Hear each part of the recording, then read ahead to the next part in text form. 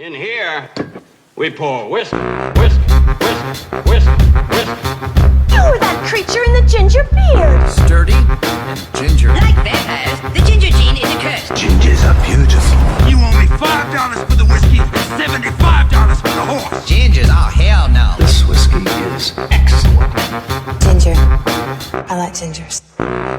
Ladies and gentlemen, welcome back to Whiskey Ginger. My guest today is one of my favorite people on earth. I say that for all my guests, but I mean it today. Michael Rapaport, what up, man? You say that for all the guests? All the guests, man. Yeah, it's repetitive. People like it, but I mean it. I mean it. I mean it. I don't know if that's true. I only say it if I really do like you. If I didn't like you, I wouldn't say it. But you say it for all the guests. Yeah, you'll figure it out. So today, I want to talk to Rap about a bunch of stuff, but let me start off. Let's start off hot. You got blocked by LeBron. LeBron blocked you this morning or last night? Sometime in the last 24 hours, LeBron James blocked on Twitter. Me. Tell us why. Well, I'm not sure why. I mean, listen. I love athletes. I love sports. I'm a humongous fan. Yeah. Now, whether I love your team, right, or root for you or not, I have nothing but respect for athletes. So listen, Tom Brady, I could sit here and say he's a fucking this, he's a fucking that, but I'll also say he's the best quarterback ever. Yeah. Like, it's not personal. Right. It's like, it's just talking shit. It's talking shit, and like, you know, it's like sports are like Avengers movies. Sports are like Batman and Robin. Sports are like classic good guys or bad guys, and you make whoever you want to be the good guy, and you make whoever you want to be the bad guy. Tom Brady is obviously, if you're not a Patriots fan, he's the perfect bad guy. Right. Whereas like Derek Jeter was also the perfect bad guy if you're not a Yankee fan, or LeBron James is the perfect bad guy if you're not a whoever team he's on. Kobe was a great bad guy. You're either rocking with him or not. Right. So why I got blocked by LeBron James? I mean, there's two things that happened with me and LeBron. First, well, there's three things. First, when I first met him, nice to meet you, sir. Big fan of yours, sir. All this shit. And then for some reason, before I got into the shit talking sports media podcast, before podcasts were even popping, right, he was rude to my kids. He was rude to me when I was trying to introduce him to my kids. Why, he like brushed him off? He brushed him off, and it wasn't in a restaurant. It wasn't in a bathroom. It was blatant. I don't know. I've heard that's some mean ass shit. And it was blatant, and it wasn't like he didn't. It was they remember. Set the scenario. Where were we at? Where was at it? the NBA Celebrity All-Star Game? So we were out where like you're out. It's for the kids. Yeah, Celebrity for the kids. Weekend is for the fucking kids. Yeah. And I had seen him years, you know, for the first few years of career. Nice to meet you, sir. What's up, Mike? Big fan, all this shit. Just rude to my kids. And I was like, my kids' faces drop. They don't ask for selfies. They don't ask for, they want a pound. Just a little dap. That's it. That's it. They've been around the NBA. I've been around the NBA for years. Never has this happened. So I was like, this motherfucker. And then, as a fan, the whole Big Three thing going to Miami, I was like, this is bullshit. Yeah. And then in 2007, but that was just for me as a fan. Because how can you not like LeBron, especially when he first came into the league? He's like the boy wonder. Well, I mean, there hasn't been anything like that in so long. Someone that's so athletically dominant, more than a basketball player. He was just a fucking raw athlete. And we haven't seen that in forever. No, and he was young, and the whole story, it was great. So then in 2017, we're in 2019. It was 2 years ago. It was Kevin Durant's first year with the Warriors. I was in Cleveland doing some stuff with the NBA because I've always had a relationship with the NBA. I've done stuff with the NBA, done stuff for the NBA, and I'm a humongous fan. 2017, I was at Game 3 in Cleveland, my first time in Cleveland. The Warriors were up 2-0. Yep. It was the third game. I was expecting them to sweep. Sure.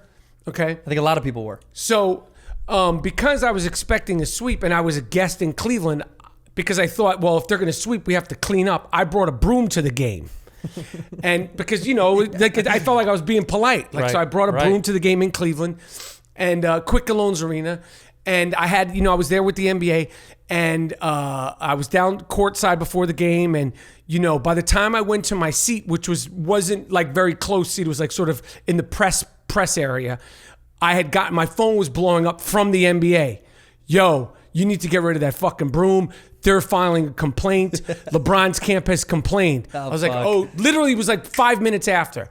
It's like, oh shit, okay. I have this fucking gigantic broom. It's like not like you could break it and throw it away. Because I went to Give it to a janitor. I went to a family-owned Cleveland hardware store because I wanted to support Cleveland business again. Because I was a guest in Cleveland and I wanted to, and I got an oak wood. It wasn't like a shit broom. It was it wasn't a bullshit broom. You got a real fucking broom. Yeah, it was like real thick wood. A man broom. So anyway, ever since that incident, I've been on what was told to me as a no-fly zone with the NBA. Right. They blocked me. LeBron's camp. This is what it was told to me. Yo, they shut you down. Right. So I haven't done any NBA sanctioned shit since then. So because I still do sports stuff, and because I didn't like the Cleveland, they did wind up getting a gentleman's sweep, and then of course last year they lost four games, and then they actually got the sweep, and all the other bullshit, and the getting the coaches fired, and all the fucking bullshit. Right. I talk my shit, and it's gotten more than just the way I talk my shit about Brady, but also I talk a lot of, like, I'll give him props and all the respect for all the Trump shit, all the shit talking he does, and all the philanthropy and opening the school. Like, I'm not like crazy. It's not like blind. You acknowledge it. So anyway, one of his flunkies, as I call them, he said something to me on Twitter, and LeBron liked it. Is this flunky anybody we know, or is it just some dude that's one around? of the guys that works at his company? Sure. And LeBron liked it. Of course. So on today's podcast, I gave the full, on today's I Am Rapaport stereo podcast, because podcasts are like assholes. Yeah. Everybody's got one. Yeah. You should check And it they out. all stink like shit. Yeah. Yeah. I really, really gave the full Monty of my history with LeBron, and really, I call it my finest hour. Right. I think it was my finest shit talking hour. So then somebody showed me, yo, you got blocked from LeBron. Damn. And I was like, That's kind of dope, though. it's kind of dope. That's acknowledgement from one of the greatest basketball players to ever pick up a ball. Listen, Andrew, I didn't come into this shit to make friends. You know what I'm saying? I didn't come into this to make friends. No, you didn't. Not at all. I got enough friends. Have you made a lot of enemies in the NBA at all? Or is None. this the first one? This is the only. Listen, I have no enemies in sports. Sure. I love the athletes. I fuck with the big three. I know a lot of players personally. Right. I'm a fan, and even people that I've talked shit about when I've run into them, they get it because it's not personal. Right. Like I'm talking shit, but the person who I talk shit the most about on social media, and even in my stand-up, is myself, because you can't talk shit without being able to take it. Yeah. Who takes it the best, do you think? Who do you talk shit about that takes it the best? Like the best talk shitting relationship that I see. Julian Edelman. Edelman takes it the best? That's my guy. Yeah? Yeah, because he knows I don't fuck with the Patriots. And he knows I can't stand the Patriots.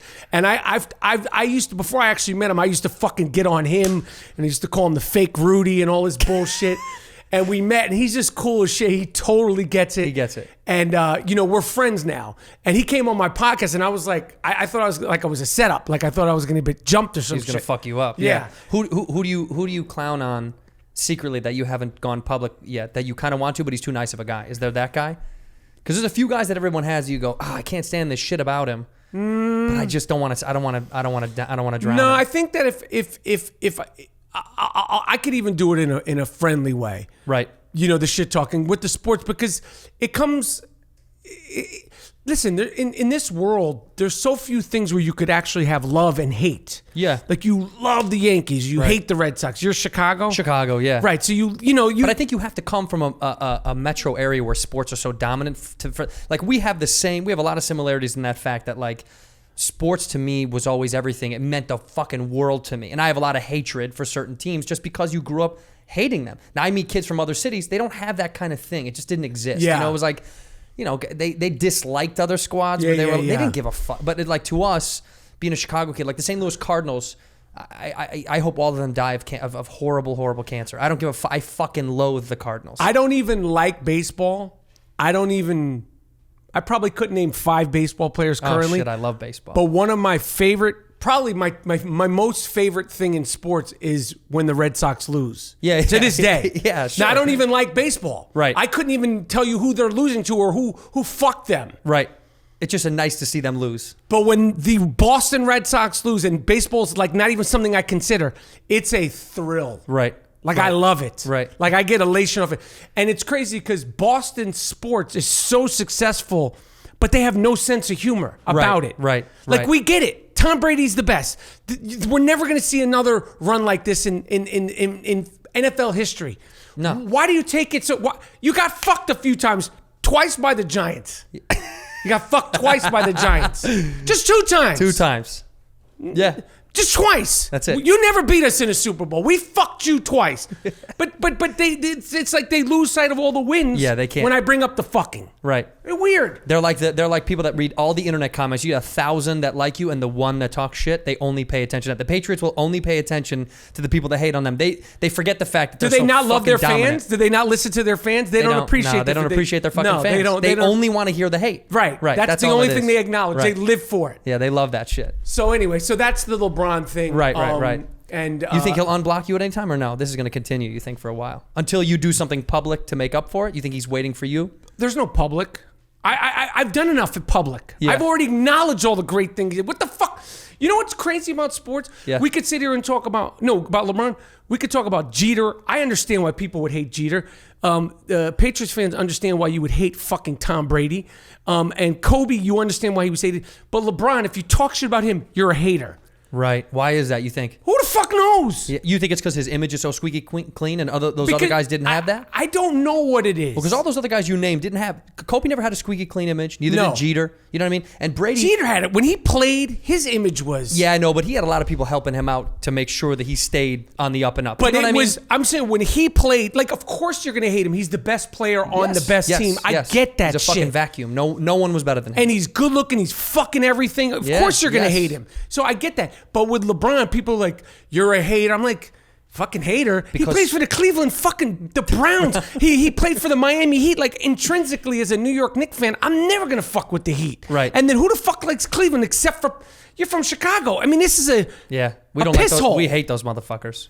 I mean, what we did to them in the World Series says everything to me. That was like one of the greatest things in the world. We don't really give a fuck about Ohio as a Chicagoan. It never really meant anything to us. I mean, forever, what was the Cavs? What were the Browns? They were nothing. There were no competition, right? Nothing. And now the Indians had a great run at becoming a great ball club. So we started to kind of shit on them and hate them, but they still aren't people that we give a fuck about. They're not our competition. Not even acknowledged. No, like, and no. it's like you just know something's going to go wrong with this Cleveland Browns football team. Sure. It has Somehow, some way. It has to. Something's going to implode. You think that, but people are talking big though. They think they're going to have a good year. You think it's going to be okay? I think they'll be good. They'll be better. They'll be far better than they have been. This will be the best year we've seen in a long time. They're going to be good, and they're going to be good. Do you believe in the kid? You believe in him? I think they're going to be. Yeah, I think he's good. I never because I'm from New York. I never considered Cleveland. Right. The only time Cleveland became a thing is when LeBron went back. I Yeah. rooted for them when he was there the first time. Right. But when he went back, because I was already done with him when he went to the Heat. Yeah, Miami. So the only reason why Cleveland became a thing, and when I did that broom, it didn't go over well afterwards. Like, it became like a whole thing. And from the bottom of my heart, I didn't expect it to turn into a whole thing. It turned into a whole thing. Yeah, but he and then took it too serious. Game 4, this I was proud of. Yeah. In Quicken Loans Arena, Game 4 that series of 2017, the announcer announced no brooms are to be allowed in the arena. Because of your ass. I was the only motherfucker who had a broom in Game 3. So, but whatever. It's the Browns. Listen, you want to see all the cities do well. You want to see like the shitholes, the Oklahoma cities do well. So if the Cleveland Browns, you want to see them do well. I think that they're going to be competitive. I don't see them winning the Super Bowl this year, but they're going to be good if they stay they'll be really healthy. good. Do you support the Rams at all? Yes. You do, right? Yes. But you're not a Rams fan. You like them because this is LA's home. I like them. I want to see them do good. I like Right. Jared Goff. I like Todd Gurley. I don't have any animosity to them. And I think, people don't have animosity or true love because they're so fucking new. They're too new. Some of the OG LA guys Yes. that I talk to, you know what I mean? Like they still have all this deep. Their dad, That had Eric love. Dickerson shit. Yes, man, and I that get runs that. thick, So Yeah. for that, but that percentage, you're right, is very, very small. It's like the majority of people Chargers. are not. Well, dude, that's a tough story. That's some bullshit. That's a tough story. It's like the Brooklyn I feel Nets. bad. Yeah, it's like we're developing fans, Yeah. but Brooklyn is 10 minutes away from the Garden, Madison Square Garden, and like most people in Brooklyn are Knicks fans. Yeah. So you're like, that's hard to do. It's tough. It's so tough for this city to not have the Raiders as the other team, I think. So, because half of the city still does love the Raiders. Yeah. And now that they get rid of them, it's kind of like, Chargers are a hard thing to throw on somebody. San Diego didn't fucking want him, and then they got mad when they got rid of him. It's fucked up. It was so stupid. They should be in San Diego. Yeah, they should. I mean, I even make that mistake still. I mean, it's only, what, the second year? Or was it the first year? Was it second year. This is going into the second year? No, They did 2 years. 2 years, yeah. Yeah, I mean, it's... I went to go watch, I have a... In that little arena? Yeah, it's a soccer field is where they were. Was it cool? It was, well, listen, I got Travis Kelce, who plays on Kansas City. He's a buddy, and he was like, "You got to come see me. You know, How do you I'll know leave you him? some tickets." We were gonna work on this thing together in the sports comedy world. Okay. Yeah. So he said, "I'll leave you some tickets." I said, "Okay, great. Leave me some tickets." And I'm thinking, "Oh, this is Chargers." I go, "I'm not going to. Oh my God, they're not in San Diego. I'm going to a fucking soccer field." It was all red. There was no fucking. And is it Charger really fans. small? It was it's tiny, man. It felt like a D3 college football game. I mean, it was Wow. tough. But every fan in there was Kansas City. Wow. No Charger fans. It was fucked up when I tough. think it was this year when the when the Rams played, I think it was Green Bay in their hometown, and there's more motherfuckers rooting for Green Bay Yeah. in LA. Yeah, it's crazy. So I mean, whatever. But I mean, I like those. Like I don't have teams that are really fucking like the teams that like I fucking hate, and I'll never waver off that hate is the Patriots, Right. the fucking Eagles, Red Sox? the Red Sox are my top, Yeah, they're okay. and the Cowboys. Yeah, I get that. A lot of people hate the Cowboys. They're an easy team to hate. Even my hate for the Boston Celtics has dilapidated over the years because of the way the league is structured. But watching them walk off the court the other day, it brought up great feelings. Does that feel good for you? Yeah, it caught me off guard too because I was like, I don't really give a fuck. It's Milwaukee. I want the Celtics. I like Kyrie. You know, I like love these Kyrie. players. But when I saw them walk off the court, it just brought a lot of joy back. Well, let me talk about something else. About in this same world, Joel Embiid cried, right? Yes. Okay, so here's the deal. A few people, I think it was it Rudy Gobert that got trolled by Yes. the internet to see if he was going to talk shit. And Yes. he didn't. Yes. Which I thought he didn't take a fun opportunity to have some fun. Instead, he goes, "Only a loser would say you're a bitch if you cry or Yes. whatever." And he didn't. He could have taken a fun shot. It could have been something fun. He could have fucked Well, because around. he cried when he didn't make the I All-Star. know, but that's what I mean. He should have been like, you know what kind of men cry? Right. You know what I mean? And then he should have gone into something Well, funny. yeah, that would if be- he had you a sense should- of fucking humor. Yeah, he doesn't have a sense of No, humor. but that's what sucks. The thing about him, I don't have a problem with people crying in sports. Of course not. You're going to when you play it's Game emotional. 7, you're gonna fucking Come on, man. It's emotional as fuck. That being said, and I will preface this by saying I love all things Philadelphia. Sure. From the movie Rocky, which was the first movie I fell in love with, to Dr. J, who was my first superhero, to hip hop in Philly, to the sound of Philadelphia music, to just the culture, to the food, to the people. Joel Embiid has been talking shit. Yes. He's been tweeting people. Yep. And I know he's sort of doing it with a sense of humor. He's been elbowing people. He called Jared Dudley inconsequential or irrelevant, which I don't like that Irrelevant. word. Yeah, he's irrelevant. Yeah. And you're 7-3. You've played half the series sick because you have a bellyache. Yeah, what are you gluten intolerant? What the fuck is this bellyache thing? It's Get so the weird. fuck off the court and Fuck cry. outta here, dude. Like, cry in the locker room. Get to the locker room or Right. cover yourself with a fucking towel. Do the towel. Get the fuck off the court and cry. You're the biggest guy in the league. Yeah. You're 7-3. Yep. No one wants to see a 7-3 shit-talking baby cry. Right. But make it to the locker room. And Right. like, he's like, I mean, it's like, yo, you talked all that shit.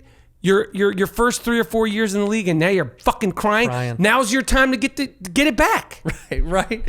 Did you think when Kawhi hit that shot, did you think it was going in or no? No. way? I didn't either, man. It was so weird. I literally was standing next to the engineer here, Ari, and I'm sitting next to him, and I go, "Here's what's going to happen on this inbound play. There's going to be a high screen." You called it like that? I swear to God, he's my proof. I said, it's going to be a high screen. He's going to catch the ball and he's going to huck up a three and he's going to brick it. I said, for sure that's going to happen. As I watched didn't it come think out that of his hand. far ahead. That's good. I did, because I figured that there's no one else you want to get fouled in that situation anyway. There's no one as fast as him to come get the ball at the high end of the court. There's nobody else that can shoot that shot and has the confidence. So I thought, he's got to get the kid that's going to get the ball. But when he let it go, I thought, no fucking way is that going in. And when it hit the bounce, No and way. It boom, boom, No boom. fucking way. It was. It blew my mind. Yeah, I watched it maybe 10 different times thinking, I can't believe it got that soft of a bounce. Soft. That first bounce was soft. It was ridiculous. I've never seen a soft bounce off a three Yeah, like that. yeah, it was- That's when the sports gods, that's when I get in arguments with, and we'll get into stand-up and all this shit because I want to talk about a million things, but when stand-up comics do this thing where they go, I don't like fucking sports. I've always loved sports, and I hate it when somebody says, it's a fucking, I was more of a nerd when I was a kid. I was like, sports are the nerdiest fucking thing on earth. Would you really True, look at that it? They're is the true. nerdiest fucking thing And all on these earth. athletes, all the best athletes, are the majority of them. Yeah. They're all nerds. They're nerds for this thing, just because they're Kobe not nerds. Bryant's a fucking basketball. It's as if he was a violinist. Right. That's the only thing that goes on, and his brain is consumed with it. That's nerd culture is something you just in love with something. It doesn't have to be a fucking animated cartoon thing. It's just for it because to he be a looks nerd. cool. Right. He just looks dope. The and he's in good majority shape. of them, I mean, there's different, but like Donovan Mitchell, Yeah. young star, great personality. He's going to be a fucking Donovan Mitchell's like just such a good kid. Good kid. Yeah. Fucking nerd. Yeah, dork. Yeah, nerd. Like you. I think the more I become friends with athletes over the years, and I sit down and get to know them, a lot of them are dorky dudes. Like a lot of them are kind of like nerd culture in the sense of No disrespect, Donovan. No. He knows what I'm talking about. He's a good. No, they just. This is the thing that they love, and they've honed it so deeply. It's the only thing that matters. That like. It kind of it brushes away these other images we have of them. You know what I mean? That you're like, oh, dude, this is who you really are. This is who you really fucking are. I agree. Yeah, but that was beautiful though. I mean, Kai, I had no real stake in that. That was incredible. No, but it was amazing. Yeah, it was sheer. Like sports perfection. I mean, that I already smell that 30 for 30. You know what I mean? You already see all that On the shit moment? in the making. Yeah, dude. On that you shot? see it in the making already. But I mean, that's what I love about that's what I love about everything playoffs and coming down to the wire. It's when it's the most invigorating time. Now I know you don't give a fuck about the Bucks, but for some reason, being a Chicago kid, we have this semi love for them. Like we have a love for up north because. Milwaukee's kind of been a competitor of ours, and as far as the Brewers go, Green Bay has always fucked us up. So Chicago, we don't like them, but we know how unbelievably dope they are. So it's hard. The Packers. Yeah, it's hard. Right. It's hard for us to like. Look, dude, you had two of the greatest quarterbacks of all time back to fucking back. But in the does time Chicago- that we had 17 dog shit quarterbacks. Does my whole Chicago childhood. hate Green Bay? Intrinsically? Or no? It's hard to say that. I would like to say that we just fucking are like, fuck them. It's that kind of thing. Like, I think our hate comes from a lot more jealousy. How about that? It's just way more jealousy than actual hate. It's just that we fucking. That's very honest. Because here's why. Don't put me in that with the red side. We're not jealous. No, that's fine. That's fine. But this is different because here's why. That ain't jealousy. Well, there's no Chicagoan that doesn't love. You're talking a blue collar workman's culture. Brett Favre was a guy's guy. Right. He was hard to hate. Yo, you can't hate him. No, so that's what I mean. It was like. That was a guy when I was a kid. Like, how can I hate the cool guy that looks like he fucks and drinks and hangs out, right? Aaron Rodgers is less of a guy's guy, but he's still ridiculous. But he's phenomenal, He's right? stupid. So as a kid, it was hard to hate them out without the jealousy. You were like, I wish we had a dope quarterback. Instead, I had so much garbage as a kid growing up. I don't think I've had one quarterback that I've actually enjoyed watching until Trubisky. Now. And you don't because you weren't you weren't born with the mic. 30. I'm 35. So how old was the Jim McMahon? It was right when I was. You were like, when you were I just was born. around. Yeah, You were born that day of the That was Super the end Bowl? of that era. Was the beginning of my life. Okay. All right. So I missed. That I got chunk, you. I got you. And you didn't see Walter Payton. You understand him, but I knew about it, and you didn't live through it. No, I mean I got lived you. through him. I lived through Jordan. Was my era. That was. All right. That was So my we're whole gonna childhood. let me tell you something. I don't want to hear any fucking Cry Me a River because this fucking. Now Hey, you talk I didn't complain about the Bulls. Talk about hate. Yeah. Yes. I'm gonna tell you talk about hate. Like we talk about LeBron. Now it was the same thing. Right. Shit was all good. Now he came into the league 85. Now I had watched him in college. He had done the dunks in North Carolina. He made the shot versus Georgetown. He had the fucking sneakers when he came in the league. Everybody loved him. Yeah. But when he became a problem for the Knicks, it turned I know. a corner for me, and it was I didn't applaud when he hit 55, and I wasn't one of those Knicks fans. You know, Knicks fans, you just appreciate. No, Nah, they gave it up for him. You were not that guy. Nah, fuck that. I hated that motherfucker. You should have. You should have. Hated. Yeah, you should have. Because he did you guys in a lot. He fucked us good. Yeah, it was good. And I never got over how much I hated it. And he knows that we hate him. Sure. You know who my dad blames? Spike Lee. He thinks Spike is the curse for the Knicks. I think Spike did such a juju thing for you guys that was so negative. I mean, He made Reggie Miller great. He pushed him made over. Reggie Miller probably the most iconic, like, fuck you ball player in the playoffs I've ever seen He in my life. pushed him to that other level, Yes. that other precipice. Yes. He But did that. But Spike had that thing, like it's always funny. It's like when you're playing ball publicly somewhere, there's always one dude chirping on the side of the floor, and he doesn't really play ball. That's he just probably likes me. to talk Well, I shit. play, but I don't talk. But he I talks talk- shit, and he talks the most shit. Yeah. And he usually can't play them, and it always makes one person show up and show out. I think Spike did that a lot. I think that was a problem for the Knicks, man. I think that was his thing. He made people show the fuck up. And Reggie- I love him. I respect him. I just was No, always he like, this fucking guy. Reggie. He fucked us. Yeah. He turned that motherfucker into an. He made him. Yeah, he made him. He made him. Pushed him to greatness. Right.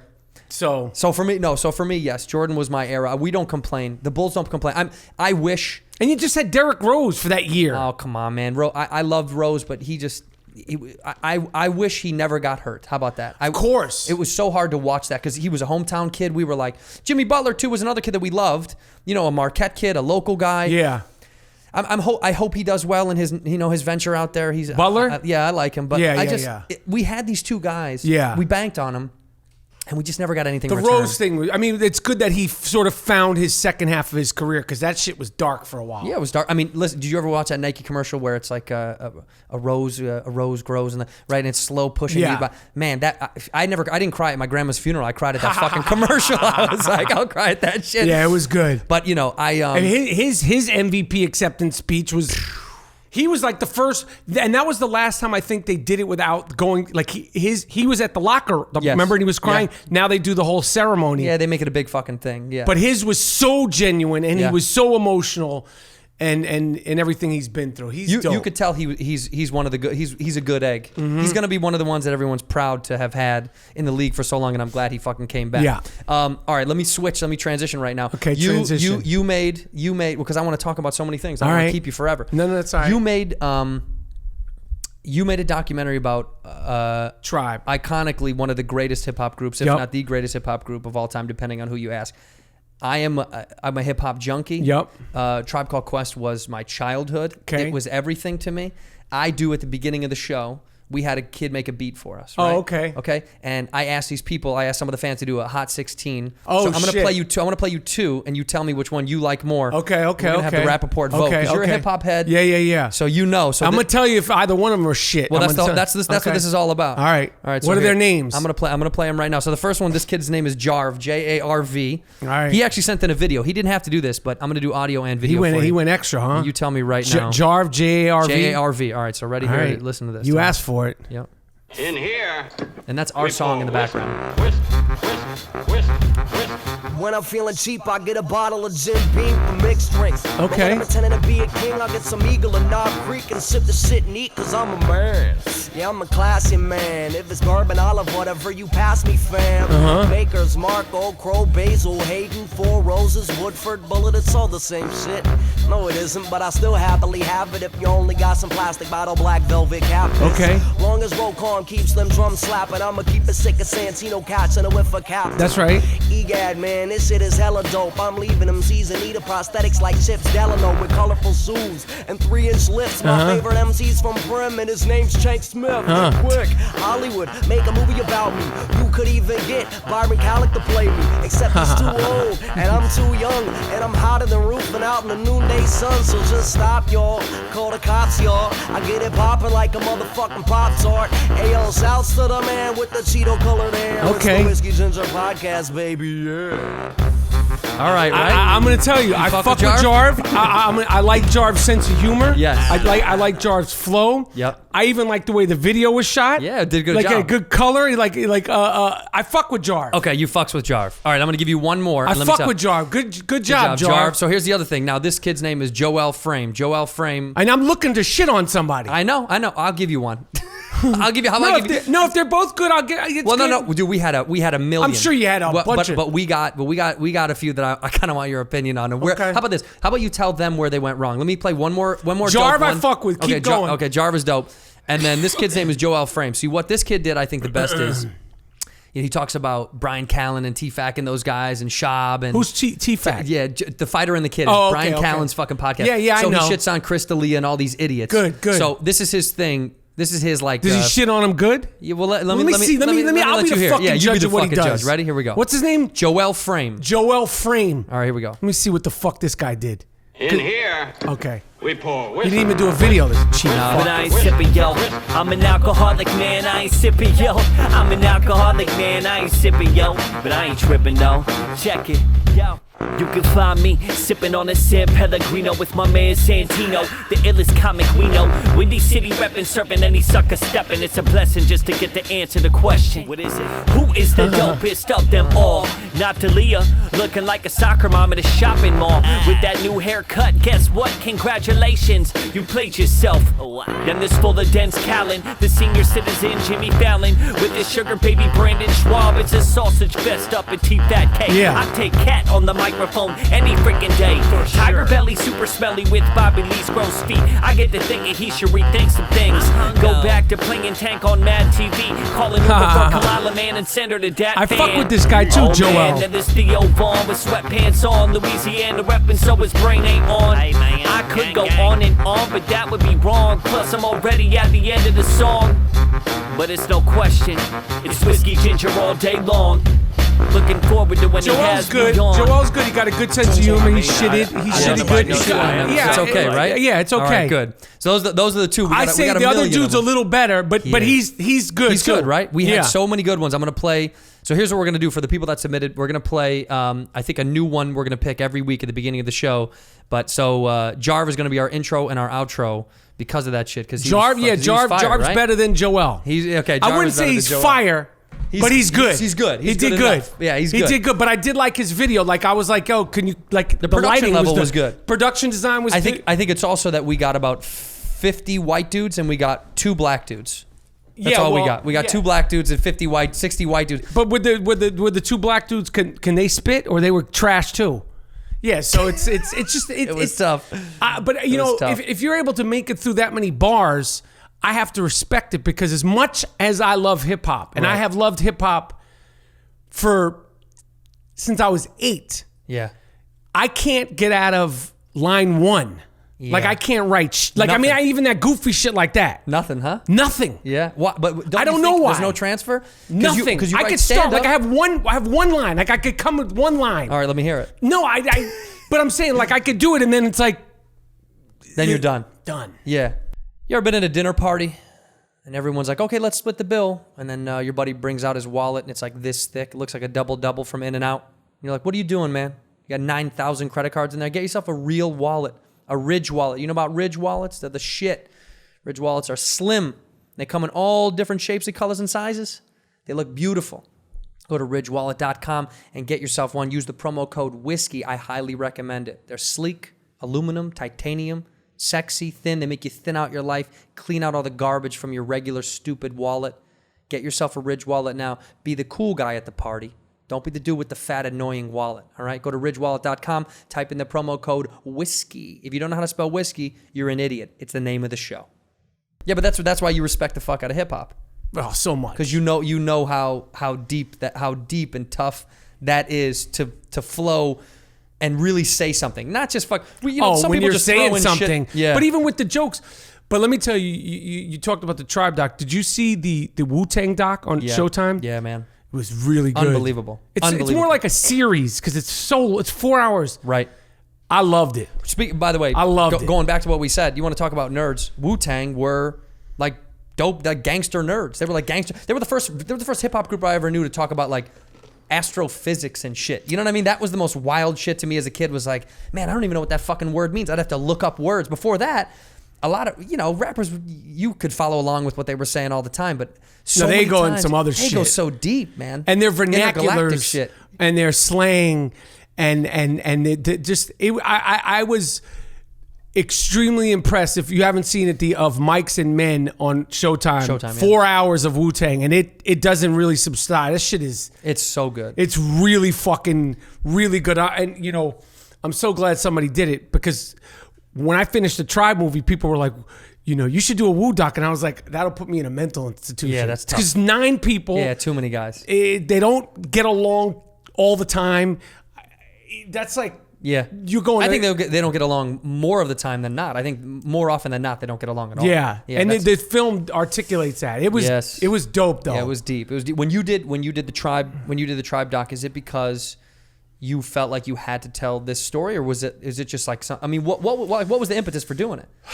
I've always been a fan. I've always, I've been a fan of hip hop since I was a kid, since I was 8, 9. My father worked at a radio station in 1978, 79. Well, before that, but in 79 or late 78, he brought home a promotional copy of the Rapper's Delight, Sugar Hill Gang by the Rapper's Delight. And he said to me and my brother, it was an orange promotional copy. He said, "You guys got to listen to this. It's called rap music. It's going to be a big deal." And that was it. Damn. We were done. Yeah. That and basketball and growing up in New York City and the radio and shit.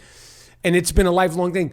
Tribe has always been one of my favorite groups. And when they broke up, and I believe it was 99 or 2001, I'm not good with dates. Right around then.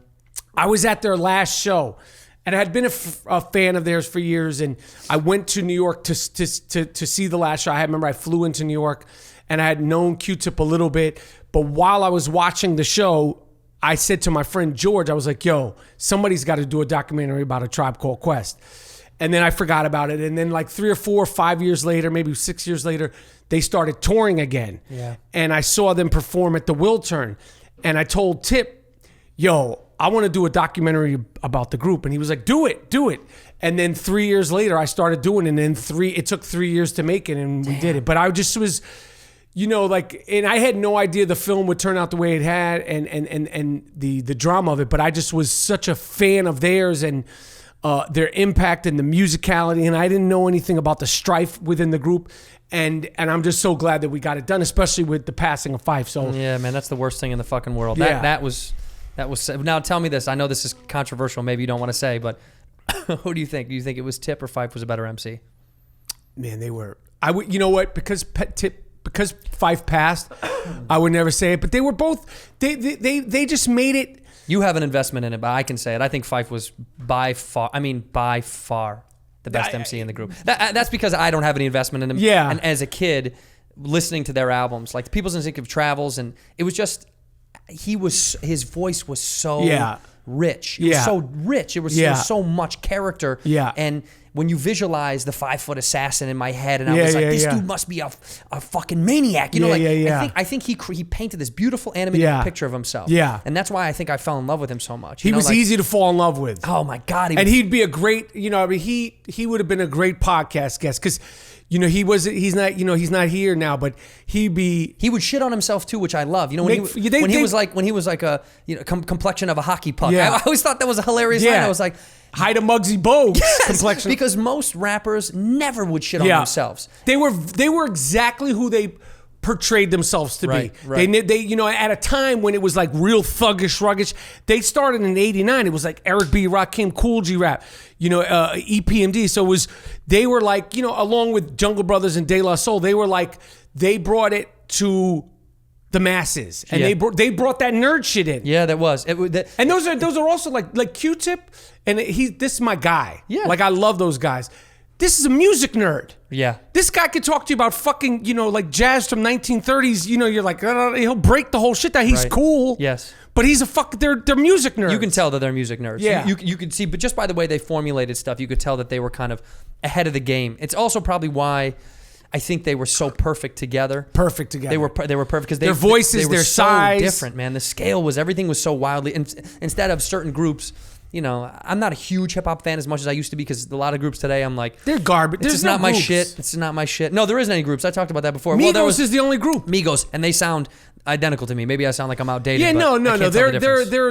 There's no groups. Yeah, there's one group, Migos. Migos is the one. Isn't that fucking whether wild? you like them or not? There's one group in hip hop. Yeah, that's fucking insane. There's no DJs. No, like there's not Eric B and Rakim. It's like not Gangstar was Guru and Premier.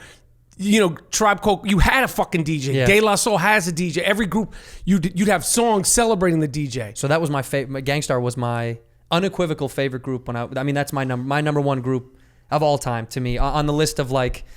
I just think Guru was the greatest. In fact, I was willing to The Moment of Truth.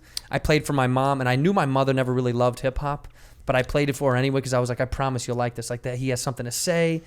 And I think she appreciated it. I don't think she understood it, but I think because my parents were always like, "Hey, this fucking bullshit hip hop, you fucking." It was always on some, because one of my first tapes was like, I remember I had West Side Connection, Bow Down. You know what I mean? I remember my dad, he fucking hated that shit, because it was loud and rude and fuck you. And my mom appreciated Gangstar. I think because his melody and the way he formulated his rhymes were so smooth, and he had something to say, and he always had a fucking message. And the music was so dope. Oh my God, it was fucking beautiful, man. The Gangstar is stupid too. They're fucking they're one of the dumbest, dopest groups of all time. They're fucking sick. Yeah, they're so fucking I think sick. so. That to me was kind of like they were kind of like the pinnacle as youth, and then I got into a bunch of. Did you ever get into underground hip hop and that kind of shit, or was that never the backpack world didn't hit you? No, I mean some of it. I never got into like hieroglyphics is kind of. I got into some of their shit and that little spin off of my man fucking what's his name, Babalina, Mr. Del 30. Yeah, but they started getting into some way out shit. Yeah, like, he's I don't like manuals when I'm listening to hip hop. Yeah, you don't assemble a fucking couch. Yeah, I don't want like an record? instruction book. Like I'm down with like you say like Wu-Tang. You're like the vernaculars are kind of bugged out. But I'm like, what the fuck are you talking? I'm like, I don't want it to go too far. Well, Del was off. He was weird. Yeah, but he was dope. He was dope as fuck. But then he started going way the fuck out there. Sure. But I never got like, listen, my hip hop, my taste for hip hop, it's either like it's boom bap, it's funky. You could put the shit on. I could tell you, you're either in the pocket or not. You're either on beat, or not. Some of these dudes now, they rhyme off beat on purpose. I'm not fucking with you. Yeah, I don't fuck with that either. I'm not fucking with that at all. Like there's certain rules to music. Right. I don't care if it's rap music, blues, rock, fucking punk rock. You have to be on the fucking beat. Right. That's what makes it. That's what makes it. The fuck good. is going like I can't listen to the beat and you're over here. Like there's different cadences and you can rhyme in between the beat, but there has to be some like when James Brown. When this world, if it ever blows up in 300 years, okay, and someone discovers James Brown and you listen to funky shit, the first thing they're gonna do is be like, there's no explaining that. Right, they'll understand right away. You play it makes sense. That's it. So if it's any other like other shit, I'm like, nope. Yeah, you imagine an alien would hear, you look at me, you know what you see a bad mother. Even someone foreign without our language would go, this whatever the fuck this is. There's no explanation needed. Right. They should have shot that into space when they shot that fucking golden record. They should have shot You listen to Jay-Z 300 years from now, they're gonna go, okay. Oh, this makes sense. Period. Yeah. So all that weirdo shit and all that offbeat shit and you're not on the beat and maybe you have a hearing problem. I'm not with any of that shit. Yeah, tone deaf. I think there's a lot of tone deaf shit. But also, I think that the new generation of it just wants to sound different, right? That's all they want to do. They just want to be different. I get sounding different. Yeah. But you got to be on the fucking beat. Sure. I mean, well, Kendrick sounds different. Kendrick oftentimes is a little bit, like odd layered in the way he composes music. So he would be someone who's not truly on all the time on beat. He likes You said that it, fucking not shit. me. I got enough fucking problems. That's true. Look, LeBron. I love him. I fucking love him. But he's one of those non-traditional. But he's more on beat for the most part. But I know what you mean. Sure, but he does branch out and try shit. Yes. I think more of him is better for the game of hip hop because now he's dope though, and his Yes, words are he's dope. So dope. He is the you know what he is. He is if Tupac was never a gangster rapper. That's what he is to me. Yes. If Tupac never became a gangster rapper and wanted to continue to being Tupac, if anybody who knows the history of Tupac knows he was a genius as a kid. He went to a performance art school. He was a poet. He was quoted at being a young, brilliant individual. People look at him as this thug. Yeah. People that don't know. But the dude was a genius. I think Kendrick has the same kind of mindset where he came from a tough world, but he's way more intellectual than people give him credit for that know nothing about hip hop. Yeah, I agree. So tell me this now, switching one more time. We've met through stand up.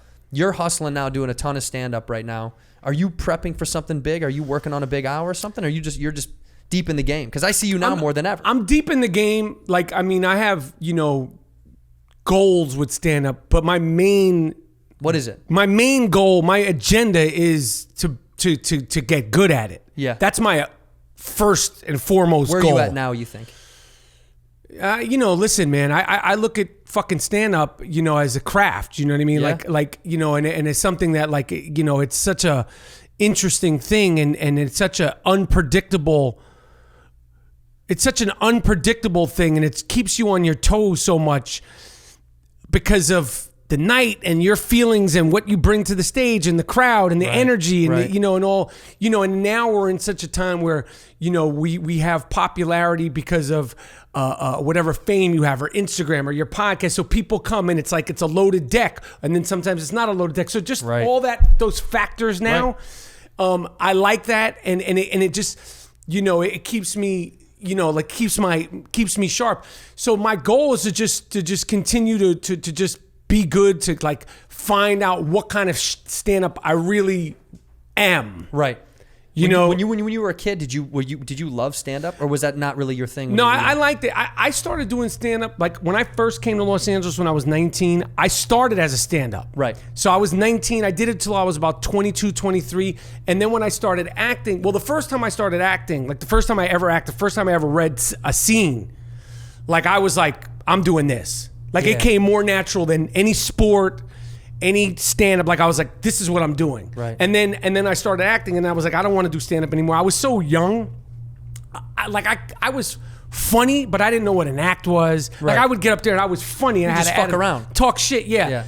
But now, because I'm older and I have more respect for the craft and I think more things to say and more of an understanding of it.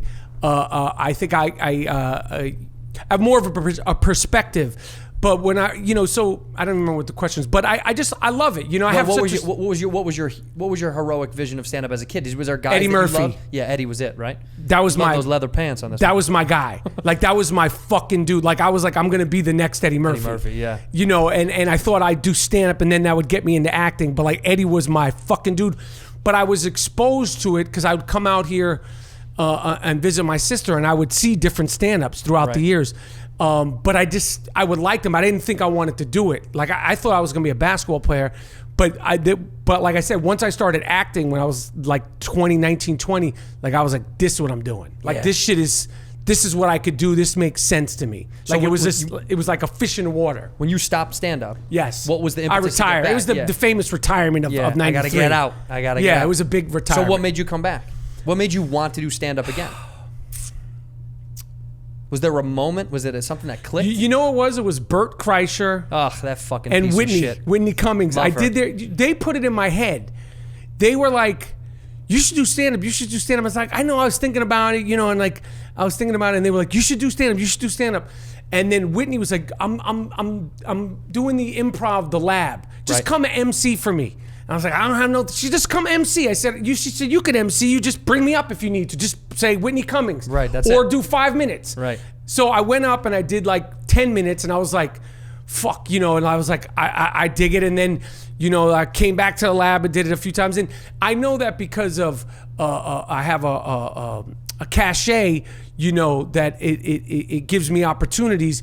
But when you're doing stand-up, I don't give a fuck if you're fucking Leonardo DiCaprio or anything in between. When you're up there, like the cachet is good for a couple minutes. You better make motherfuckers laugh. Yeah. They're not coming to hear no anecdotes. They're not coming to hear fucking non-sequential stories about fucking Kobe Bryant and shit like that. So I respect that, and I respect good stand-ups, and so like I'm enjoying it. Like I like it, and I really like the unpredictability of it. Sure. Do you know what I'm saying about that? Oh my god, man! It's been my whole life. How long have you been doing it?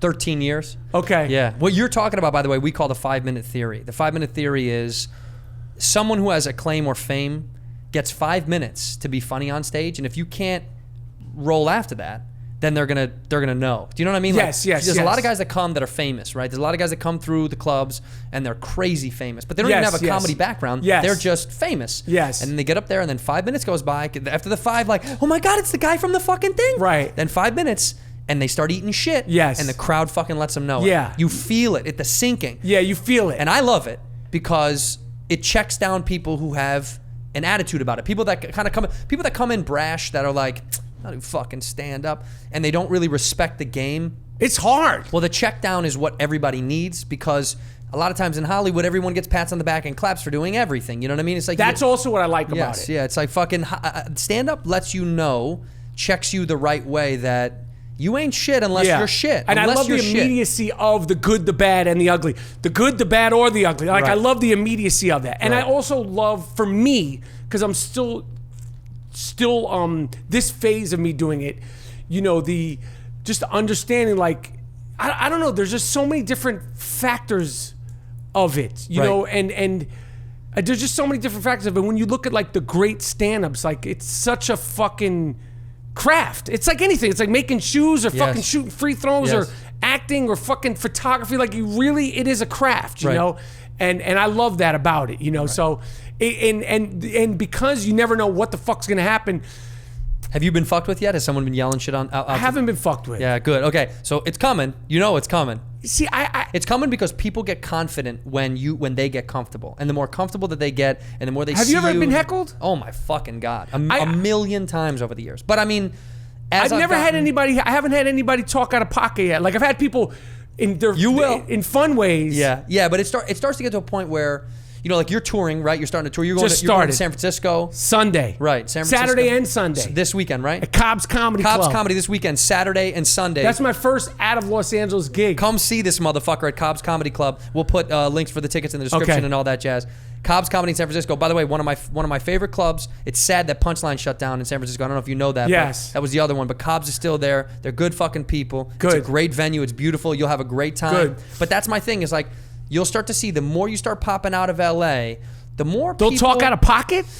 Yeah, you know what it is, man? It's because, I mean, are you doing an hour? If you're doing so when you're doing an hour, about 30, 40 minutes in, if you're doing really well and people get comfortable and they think they're in it with you, and, you know, the most beautiful thing that happens and the worst thing that happens to a stand-up is people feel like they're in it with you. That's great. They want to feel like, you want them to be like, it's us. We're laughing at this shit together. Yeah. You know? But when they get too comfortable, sometimes people want to open their mouth and they think they're adding to the show. I'm adding to the show with Dick Stain, Donald Trump. I don't mind that. Right, I know, but you know what? Then you go, yeah, and then you roll into something, and then they do it again and again and again. Right. And trust me, that's kind of drunk shit though. But I haven't. I'll be honest with you. My wife, like, she heckles you. She won't even come watch. She's so freaked out by it. Like, she's come watch me twice. But she's like, you know, you say this shit about, you know, this one or that one, and Trump, and, you know, and you know, people. She's afraid, like, I'm gonna start a riot. I tell her, I go fucking relax. I go, you know, it's nothing, especially not in Los Angeles. There's 50 late night shows that talk shit about Donald Trump every night, and they don't start riots. You know what I mean? Like, I know, but she's just like, you know, she thinks you're gonna be the precipice of the end of the beginning of the end. Yeah. Michael Rapaport starts fist fight at comedy club. No, because here's the thing. In our world, I've talked about this on stage. People say, aren't you worried about what you say? I always say, no, you should be worried as an audience member what you say in your personal life. I'm a comic. I'm an artist. I'm an orator. I'm allowed to say whatever the fuck I want. Right. I can say Donald Trump sucks dick on stage. Right. And then the next joke I can say something profound. Right. But this is what we're supposed to do. Right. If a guy, if I go to a guy in the crowd and I go, hey, I'll fucking jizz on your face, I'm just fucking around, man. Right. That guy does that at his workplace on Monday. See what happens at the water cooler. I got you. See if you go up to Jeff and go, hey, Jeff, watch him get fucking fired and banned. Especially now. Yeah, so for us, I just think the beauty is, and for your wife, it's like, we have this beautiful past to say the shit that people can't say because of all the bullshit in the world right now. That's true. There's a lot of banishing going on. People are afraid to talk. Yeah. Do you like that part of being a stand-up now? Because you're a shit talker. Yes. Like, has that? I mean, in the last 13 years, it's changed. Like, I just started 6 months ago, so I knew what I was getting myself into in terms of the parameters of the, you know, the what you could say, what's not you could say, and the Louis C.K. on stage of it all. I'm not talking about his personal shit, God forbid. But like, you know, like him getting in trouble, or different stand-ups getting in trouble, which sounds so fucking crazy. It's bullshit. I mean, I look, as I've gotten more comfortable in my career and gotten better as a stand-up, I felt so much more free these days than I ever had before. And maybe it's, you know, maybe it's a mashing of two worlds of I'm getting stronger and I'm more comfortable. My fan base is growing, that I'm getting more support for being more bold on stage. When you're young, when I was young, I moved out here and I was 22 years old. And to do stand-up. Yeah, that was what you came to do. 100%. Wow. That's what I wanted to do more than anything in the world. I mean, I started acting years and years later, and I've done some things, but stand-up was always... Stand-up was the end all be all to me, man. I wanted to die on that hill. I was like, I don't give a fuck if I if I die broke doing stand-up, as long as that's the beauty of it, and it's paid in dividends, it's been amazing. But I always was worried years ago for so long about like, what am I going to say? And what are they going to think? And da-da. But nowadays, because of this shit, we can say what we fucking feel. And guess what? If you either ride with me or you can fuck off. Right. That's it. Or most of the time they won't come. Like especially when you're on the road, they come to see you. Yeah, they want to be with you. And LA is different because LA is a lot of touristy shit. So half of the people might know you, half of the people are just like, we want to see stand up. Yeah, they come out. They just want to see it. Yeah. But on the road, it's true fans out of LA because they really like when you go to San Francisco, man, you're gonna feel it. You're gonna feel it deep that it's like they really want to watch. Yeah. And so you might not get a lot of heckling ass bullshit, but I'm afraid of that. Not afraid. I'm thinking in the middle of the country that would happen with me. Yeah, you probably will. Yeah, if you go, listen, knowing your persona online and your political views and beliefs and the way you are, you will. If you go to certain places, they are gonna fuck with you. But they also showed up because they love you. Right. So they love you, but they may. And you can tell the tone. Like I'm Totally. all for the like. I just haven't had anything where it's like, huh? Like I haven't Well, no one's or gonna where I've heard like a fucking. This is just like what am I saying? Like she's put it in my head. My wife. I was at the Laugh Factory once, and I was talking some shit, and somebody was running to their seat, but they literally were running down the aisle. Right. I thought they were running on the stage. Oh, to get at you. Yeah. So you're. I was like, what the because my wife was like, because she's always just like, you say this, you say that, and all that shit, and she kind of. What is she afraid of the most? Is it the Trump shit? Does she think all that's of gonna it. make my wife is just I need a wife like that. I need a wife like she's like LeBron, like LeBron James is gonna beat you up, and the Trump shit. The crazies, the crazies. Not the people. Have you had a lot of people come after you because of the Trump shit? Like online they psycho talk shit. Yeah, not anything where I was like, yo, this person's making me nervous. Right. Where it's been beyond fuck you, snowflake, or you're a loser, or you're fucking whatever. I haven't had anybody where it's like I felt like I need to call like a police person or like report it. You know what I mean? A lot of dudes are embarrassed to tell their friends about what's really going on. Guys don't want to go to the doctor. I know I don't. I think my grandfather never went to the doctor, and that's probably what ended it for him. So instead of going to the doctor, if you're freaked out about that, if you are uncomfortable about what's going on downstairs as a dude, you got some little shortage in the pump system, the pipes aren't working too good, it's all good. Go to Roman.com. Go to Roman.com/sipping, SIPPING, and you can get a free consultation. They'll throw you some stuff in the mail, secret, private, discreet. You don't got to be embarrassed. You're not going to be ashamed. You can do it from your house. You can still have shame, but not about this. Okay? If you're having some problems with the pipes, go to Roman.com/sipping, SIPPING, and get some help that you need for your men down below. I've heard some stories about different people. I don't want to call out names, but people that get stalked and people. Someone said they got someone I know got hacked because of that shit. Because of people, just crazy people that have tons of time. They I'm do not weird with all shit. that, No, and it ain't that serious to me. At the end of the day, we're gonna be the ones cleaning this motherfucker's mess up. Democrats, snowflakes, Republicans, everybody. Whether it's 2 more years or 4 more years. Mark my words, collectively, we're all going to be cleaning this shit up. I say it on stage all the time. I go, whenever like a hardcore lefty or a hardcore righty thinks they're in the right, they're both in the wrong. We're all getting fucked. It's not like no one's winning. Nobody's winning. We're all getting fucked. Nobody's fucking winning so this shit. That to me is the funniest thing about all that shit. And I talk a little bit about it on stage, but I don't get deep into it. I don't really care enough to get in this thing with them. I'd rather talk about my world and what's happening. But I do think it's funny that when I do shit on Democrats and Republicans for being fucking arrogant assholes about this competition of one another, they tend to kind of start to come along and go, oh yeah, maybe that is ridiculous that we're all getting fucked by the man. All getting fucked. Yeah, so this month we're all getting fucked. All of us are getting fucked. We're all drowning miserably. So I think as you continue on the road and as you keep going, the nuances you'll fall in love with will also be some of the things that you hate, right? The particulars that you'll learn about those moments on the road of like, why did this city and this show love that joke so much and this material didn't go over well? Like that's, I think, the testament to the road. The road will really check you down as far as like learning the little quirks of a place and why they like certain things and why places don't. You know what I mean? Now, is it true? Because one time I was doing a podcast and I was in Minnesota or Milwaukee. One of them, and I said something about sports, and it caught me. They were like started fucking like hissing and hawing, and I was like, what the fuck? And then someone said, you know, politics, but sports on the road, especially for guys, like watch what you say. It's real divisive. Yes. Because I was like, it wasn't even like, let's say I was in Minnesota. It wasn't like fuck the Vikings. It was just like a comment about something, and I was like, what the fuck is going on here? Well, here's why it's two layered for people like us.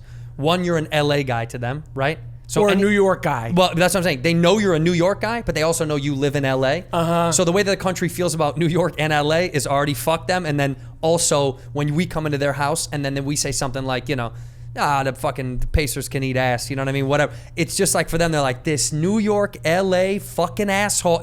That's like for them, that's the ultimate fuck you. Even if you're just fucking around, talking shit, I still like to talk shit about the city, about a sports team or something like that. Because if you do it in a clever, fun way, they know you're fucking around. They know you're fucking around. I just did, like, whatever I said, like, it wasn't, it was like kind of like I was just talking, and then like I was like, there was like a fucking shift, and I got out of it, but I was like, what the fuck? You know, like you know, I know when I say something like to break balls, but like, I like to talk about an athlete that left. And I like to pretend like they're still there. Man, they get so mad. Right. If I go, he's going to be so good this year, people go, oh, fuck you. Right. But they're laughing because they know I'm being an asshole. Funny. Yeah, they know I'm trolling them a little bit, so they know what they're getting into. What about the one thing I found in stand-up is the player hating. Because it's a very Nietzsche kind of thing. Oh, yeah. And I don't like that shit. No. Because also I know that, you know, people...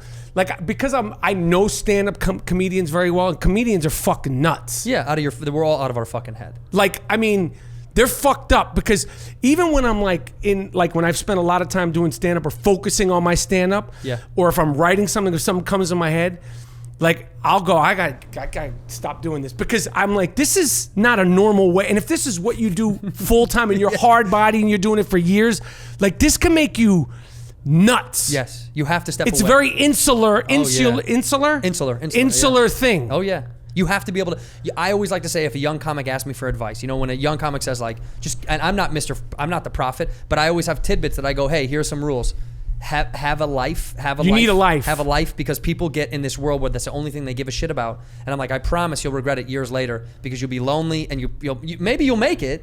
But you'll be lonely as fuck and you won't have anything to do or to show for it because you'll go, I spent all my time trying to do this fucking thing and I don't really give a fuck about anything else in the world. You know, like have relationships and friendships and go do, you know, comics are so worried about being embarrassed. Comics hate being like, young comics hate to feel vulnerable because they do every night on stage. So in their outside world, they're like, I don't want to look like an idiot or a loser. You know what I mean? They want to make sure they preserve something. That makes sense. And I always say, fuck that. Let it all go. Be who you are. Fucking, you do something annoying. Look, I always love sports. I never stopped enjoying sports, and I brought it a little bit to the stand-up world.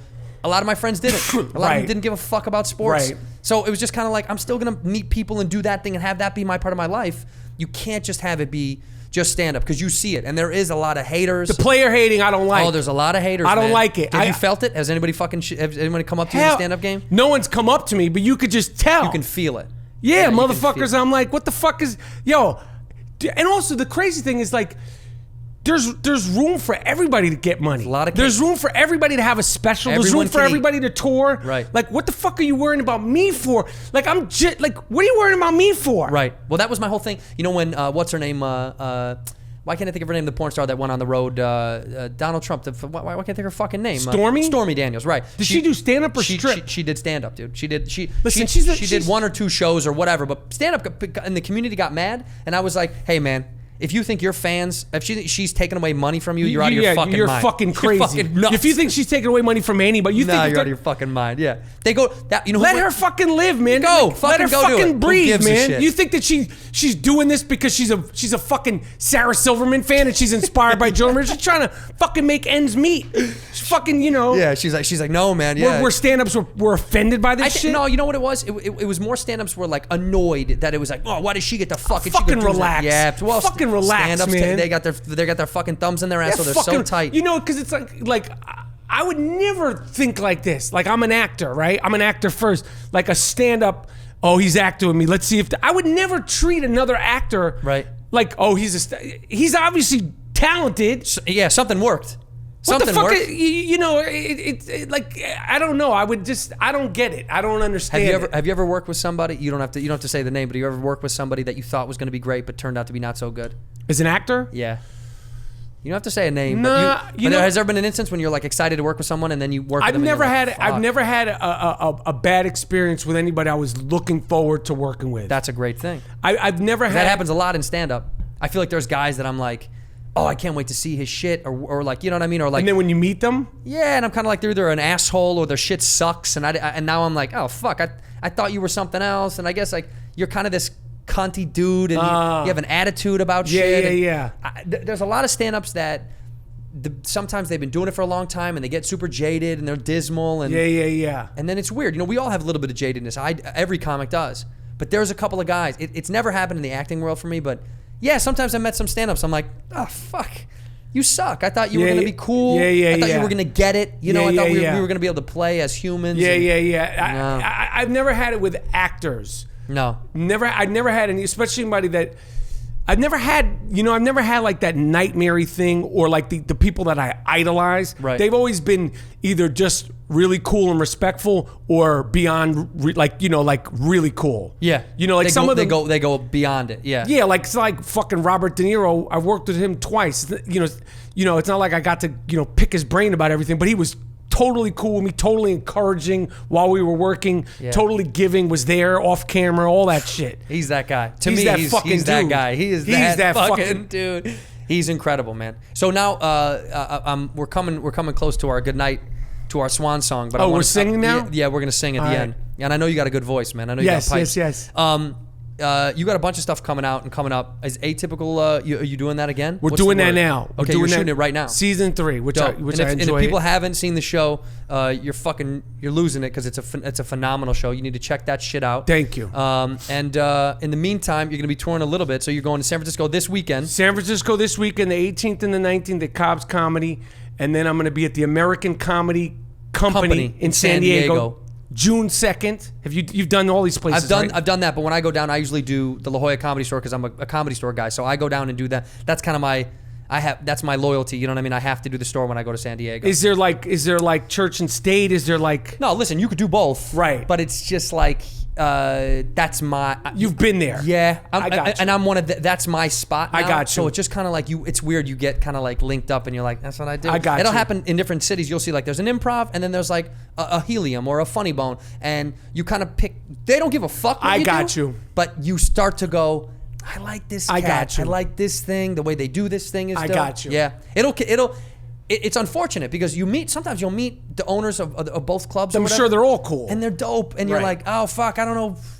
I mean, this guy's money is better, but I love that. I love the way that this guy does this, and the club. Something about the club. Well, it's always about the club. There's always like you'll go. I like this club so much more, but the money is better at this other club or whatever. That becomes this. I got this you. fucking game. I got you. But so I'm not even thinking about that yet because I'm just happy to be doing the shit. Yes, it's you're deep in it right now. You're in the thing. I don't have any I don't even have any reference points. No, right. That's what's good. Yes. It's raw.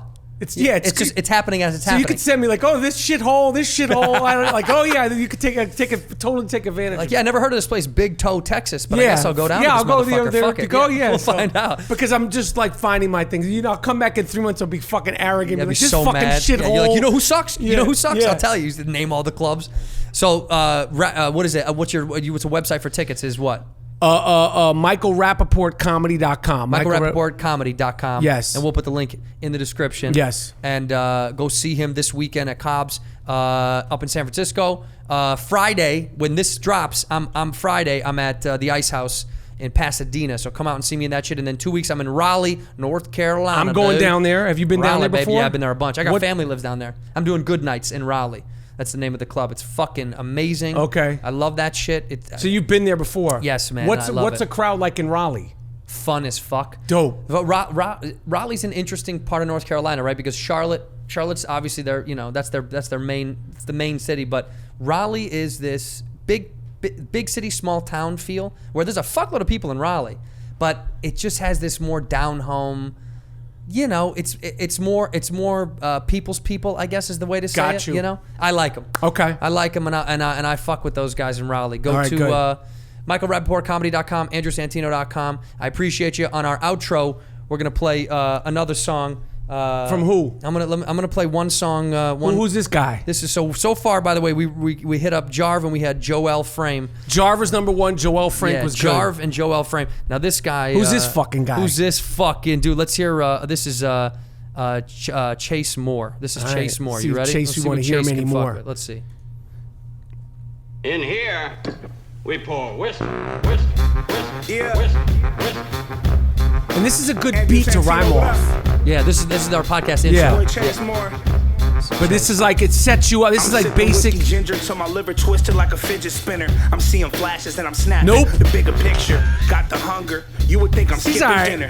Nah. I'm shitting on these cats. Chase no Kitten more. litter. The flow colder than a winter blizzard. You could feel it in your gut like I got your inner gizzards and snip with scissors. He's Sip a alright. slipper, slipping middle fingers. He's okay. When the beat is on, Theo Vaughn, this shit's a hitter. But Eh. I'm with my man Santino. He could do it better. Casino Yeah. moving like a Bambino. Okay. Tuscan Raider, my fam like the sand people. We meddling together, Magneto. I understand why they act upset. I'm the last man standing, no backup left. Okay. I ain't seen a rapper man up yet. We just laughing at the act like a stand-up set. He should be fucking lucky you're getting played on this fucking podcast. That's Chase That's Moore. the, what did you say, the 5-minute rule? Yeah, that's the 5. Yeah, That's the 5-minute rule. 15-second rule, motherfucker. The crowd is getting restless with you. Chase no more. Shout out to Joel Frame and JARV. Chase Moore. I think you got a B- out of rap. I think Chase no more got a C+. The other guy got an A- and the other guy got a B+. All right. That's pretty good. You got a fucking A-. That's not bad. That's not bad in the school of hip hop from Yeah, Rapaport. that's pretty what you fucking get. good. All right, man. Thanks, brother. Appreciate you. it. Whiskey, whiskey, whiskey, whiskey. You were that creature in the ginger beard. Sturdy and ginger. Like vampires, the ginger gene is a curse. Ginger's a beautiful.